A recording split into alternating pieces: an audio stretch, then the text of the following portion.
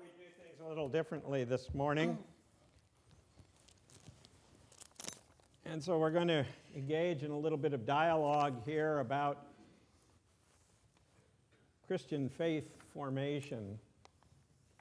Perhaps you saw in this week's newspapers, it was all over the news, it was online in sources like the Huffington Post as well as in print resources. Perhaps you saw the news that a recent survey done by the folks at Pew, a charitable foundation that does a lot of polling, has discovered that over the last several years, since 2007, the number of Americans who are acknowledging being affiliated with a religious organization, a religious group, a religious movement, has dropped. And not just those who are connected to Christianity, but other places as well. It is most dramatic, though, in the Christian community. The change has been almost 8%. In 2007, 78.4% of Americans saw themselves as Christian. Today, only 70.6%, a drop of almost 8%, claim to be Christian. And this isn't just because of a growth in non-Christian faith communities, though there has been a small growth there as well. The main reason for this is because there is a corresponding growth in those who are unaffiliated. And that has grown from what was in 2007, 16.1%, to today, 22.8%. 22.8% of Americans are what demographers call nuns, N-O-N-E-S. I don't mean like Julie Andrews, I mean nuns. They have no religious affiliation. Among those are atheists and agnostics, and a very large group that say they are nothing in particular. That's the language that's been used, nothing in particular. So the question for us becomes, in part, why is this happening? We need to think about that, but we also need to think about what are we doing as we look to the future? How are we addressing what obviously is a changing scene in our world? The scripture reading that Deb just shared with you from John comes at the very end of Jesus' last time speaking with his disciples, and it's called the high priestly prayer. And there in the high priestly prayer, Jesus is sending the disciples out into the world, and he says to God in this prayer, protect them as they go into the world. Now, all of you who are parents, whether you're parents of adults or parents of children, at that point in time where your children went out into the world, or when you know they are going out into the world, is not that one of your greatest prayers? That God protect them. I don't care how old they get. I've got one that's 44. That's still part of my daily prayer, that Matt be protected by God. But the reality is that protection is rooted in whatever preparation we provide for them. So to begin with, we were going to call this dialogue Christian Education, a Dialogue. And then Deb suggested that we change that to Christian Faith Formation, a Dialogue. And I'm wondering if you could share why you thought it would be worthwhile to change the title. What's the difference between Christian education and faith formation? Christian education has the connotation of education with it. It's where we learn about beliefs, we learn about our doctrines, we learn about our history, we learn about our creeds. And those are all good things. But there is a growing realization, especially over the last 15 years, that our kids and our young adults need more than that. That they need a community in which they can form their faith. So faith formation focuses on the whole of the person. It focuses on the whole of the child, of how they live their faith out not only here on Sunday mornings, but how they can practice it and learn about it in their lives. It also recognizes that throughout our whole lives, our faith is being formed, that we never graduate. And Christian education has that kind of connotation, that we graduate from something. And the reality, as you all know, you keep forming and forming that relationship with God, and your faith keeps forming until our last breath.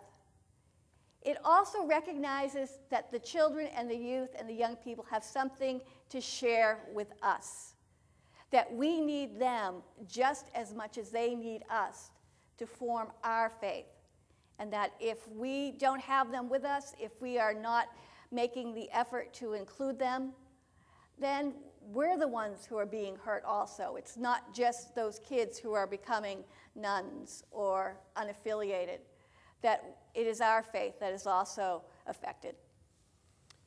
So faith formation, something that's a lifelong sort of process, one that we all are engaged in. You're in the midst of your faith formation process right now, right here.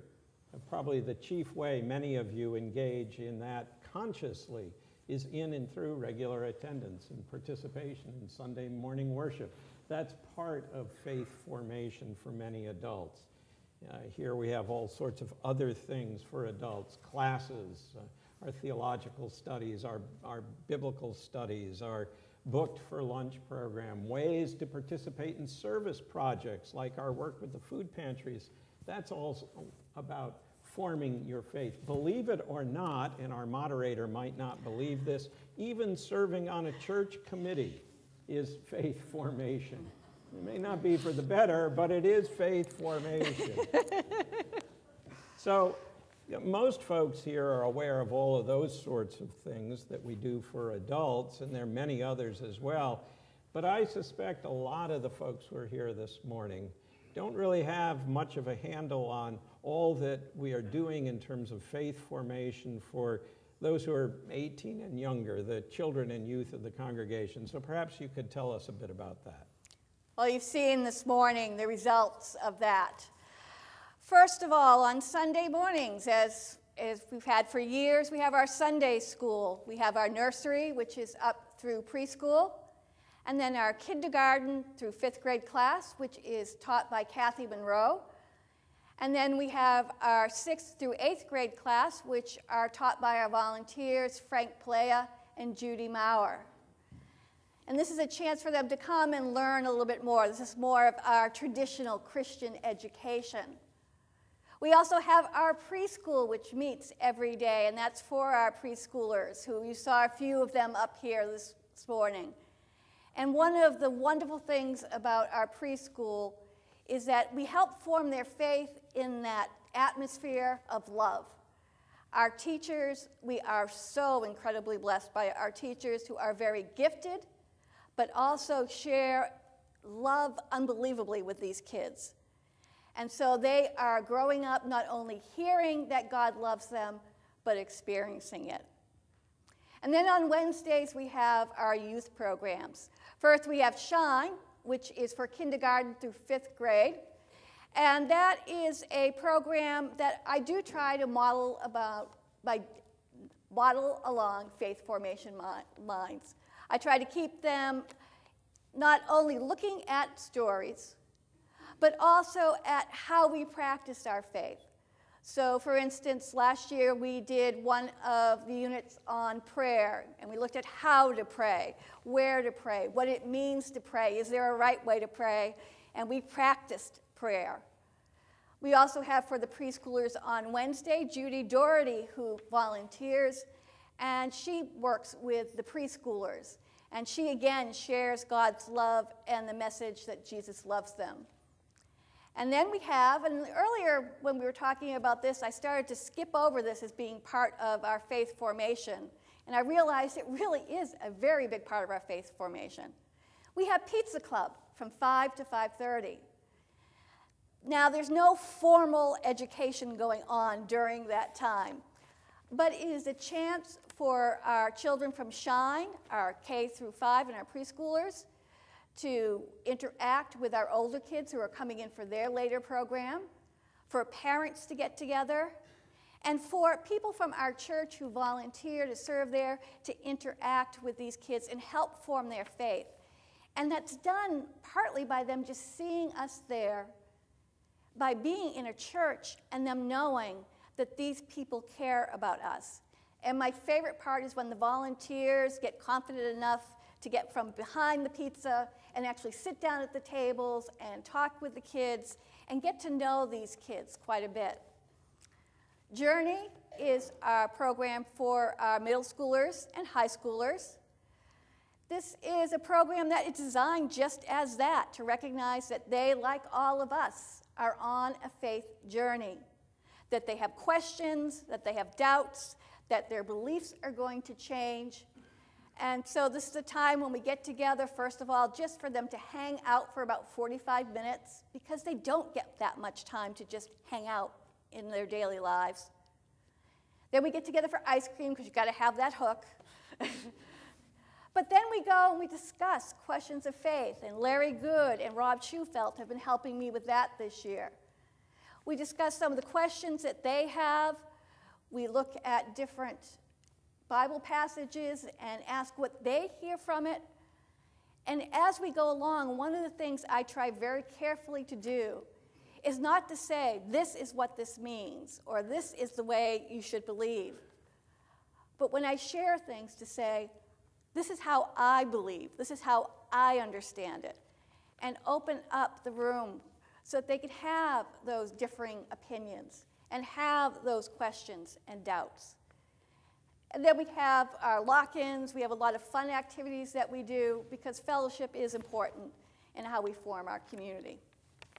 One of the things that I hear a lot, Deb, and I know you do too, because we've talked about it, is people who are only here on Sunday mornings for worship, or they may be here other times of the week as well, but who are here for the adult sorts of things, will see on many Sundays, not like today, 3 or 4 or maybe as many as 10 children up here on the chancel steps for the children's moment, and they'll say, well, do we have any children? How many children have we got? It seems like we need more children. And yet the reality is we're reaching a lot of children. How many do you estimate between all those programs are we serving in a given week? We serve approximately 60 children in a given week. A lot of them never do come through our doors on Sunday, and that's part of our changing society and our changing culture. But they are still coming here. They are still seeing this as their church. One of my greatest joys earlier in the year was I was talking about certain beliefs that different churches have. And there are several of the children, some of them you saw this morning, who you've probably never seen here before, who have never been here on a Sunday, but wanted to know, what do we believe as a church? What are our beliefs? What do we practice? So even though they are not coming on Sunday morning, what we are doing as a congregation is still shaping and forming their faith. I love your talking about the pizza club. I also love a piece of pizza once in a while. I'm reminded of something that got sent to me this week. You all send Deb and me stuff each week that you think we'll find interesting or funny, and sometimes we do. And somebody this week sent me a whole slew of family circus cartoons, you know, Bill Keene's one-panel cartoon about family life. And there was a great example in there of faith formation. The family is all seated around the table, and they're getting ready clearly with folded hands to say grace. And Dolly, who's the big sister, is looking over at her brother Billy, and she says to her parents, Billy has a question. He wants to know if he's supposed to look up at God or down at the food. In faith formation, it doesn't just happen here, it happens at home around dinner tables. It happens at home getting ready for bed. It happens in the car on the way to school. It happens on the ball field. So as we look to the future as a congregation, what do you think that might look like in terms of faith formation? I think one of the things that we need to look at and accept is that our society and culture is very different because of social media and the internet. It has changed rapidly, even in the last 15 years. And part of that affects us. I was saying at the earlier service, when I was growing up, I had the 3 broadcast channels, and if I could get the rabbit ears just right, I might get a UHF channel or so. Kids today grow up. I have 1,000 channels on my cable right now. Still nothing on, but 1,000 channels. And thousands to millions of websites. So they have all this information coming at them. We know that, we get the same thing. What we may not realize is how that changes how they form their identity, who they are. Most of us are probably of generations where we've got our identity from our occupation, the religious upbringing of our parents, from our ethnic background. And so our identity was sort of handed to us. And then in that atmosphere, Christian education works excellent because we're handing it on in that way. Today, they can't do that because there are 1,000 different voices vying for their attention, 1,000 different choices for them to make of what it means to be themselves. So they are constructing their identity. In that atmosphere, that is where we as a church have a lot to offer.